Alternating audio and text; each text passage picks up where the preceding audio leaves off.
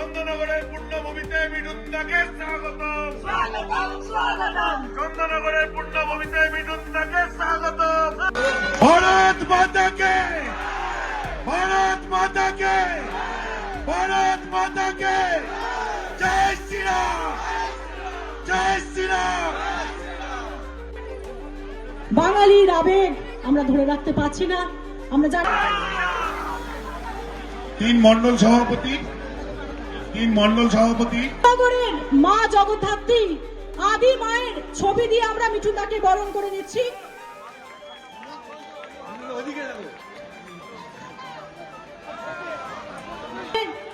রাজ্য সম্পাদক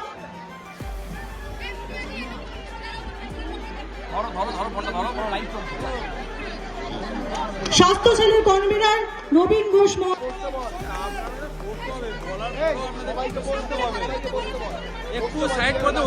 মঞ্চের সামনে যারা দাঁড়িয়ে আছেন, মঞ্চের সামনে বাংলাদেশে হয়েছে প্রতিবাদ করছে, এখানে সেটা করতে পারবেন না। তাহলে সোজা ভাষায় এই সরকার বলে দিচ্ছে যা ইচ্ছে তাই করুন, আমরা বাংলাদেশের পক্ষে। আমরা যেভাবেই হোক পশ্চিম বাংলাকে ওয়েস্ট বাংলাদেশ করে ছাড়বো। তাহলে আপনারাও শুনে রাখুন, এই শরীরে যতদিন এক ফোঁটা রক্ত থাকবে ওই মাইটা লাল নিয়ে নিতে।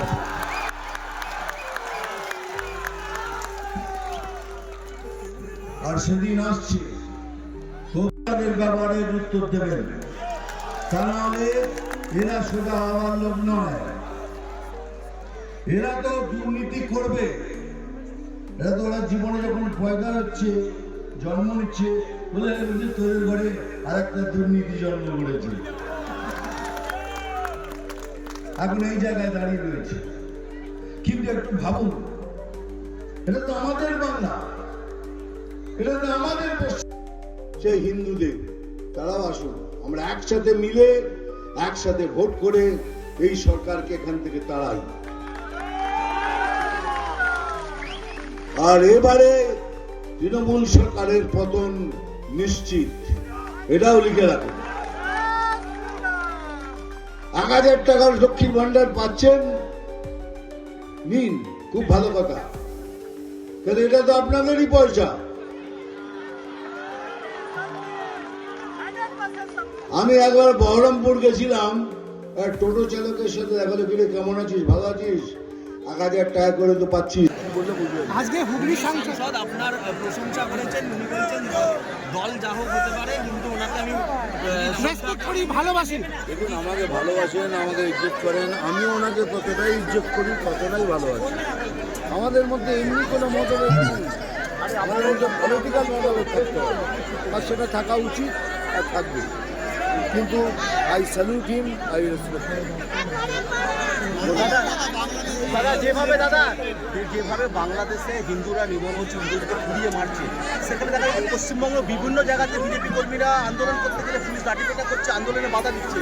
পশ্চিমবাংলার এই অবস্থাটা হওয়ার কারণটা কি?